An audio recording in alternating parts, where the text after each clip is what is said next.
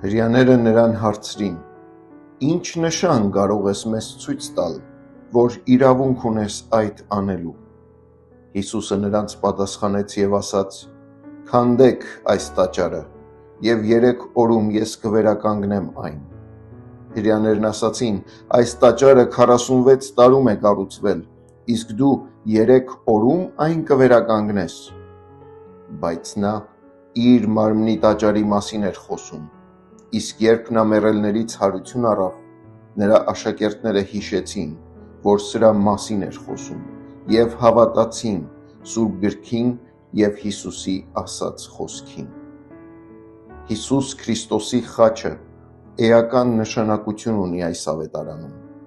Հովհաննեսն իր ավետարանի մի մեծ հատված հատկացնում է նշանների գիրք, այսպես է ընդունված վերնագրել ավետարանի այդ գլուխները միասին։ Հիսուսն այս ավետարանում ոչ թե հրաշքներ, այլ նշաններ է կատարում, մինչ շրջում է իր աշակերտների հետ և ուսուցանում։ Այս ավետարանում նշանները հատուկ նպատակ ունեն՝ ցույց տալ նշանը կատարողի փառքը, իր ով լինելը,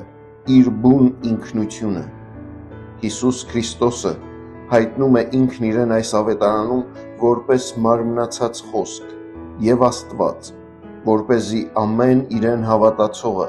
հավիտենական կյանք ունենա։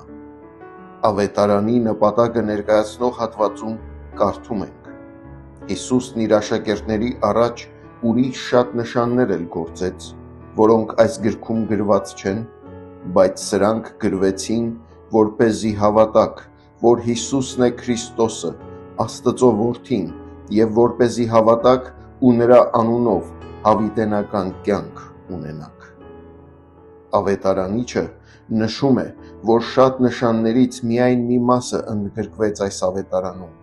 ինչպես ջուրը գինու փոխելը կամ 5000-ին կերակրելը։ Չնայած որ ավետարանում գրի են առնված 7 նշաններ, որոնք բավարար հիմք են հանդիսանում հավատալու Հիսուս Քրիստոսին և հավիտենական կյանք ունենալու նրա անունով,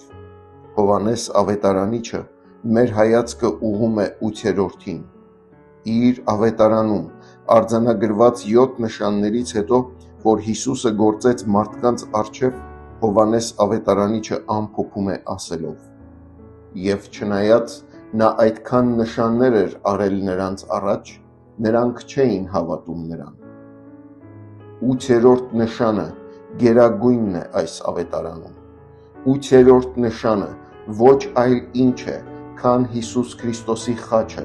և նրա մեռելներից հարությունը։ «Քանդեցեք այս տաճարը» խոսքը ուղիղ հրամայական ձև ունի և ուղղված է Հիսուսին հարձադրում անող հրեաներին,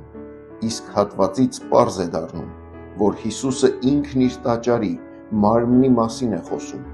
Հիսուսի մարմինը քանդվեց խաչի վրա հրեաների ձեռքով։ 8-րդ նշանը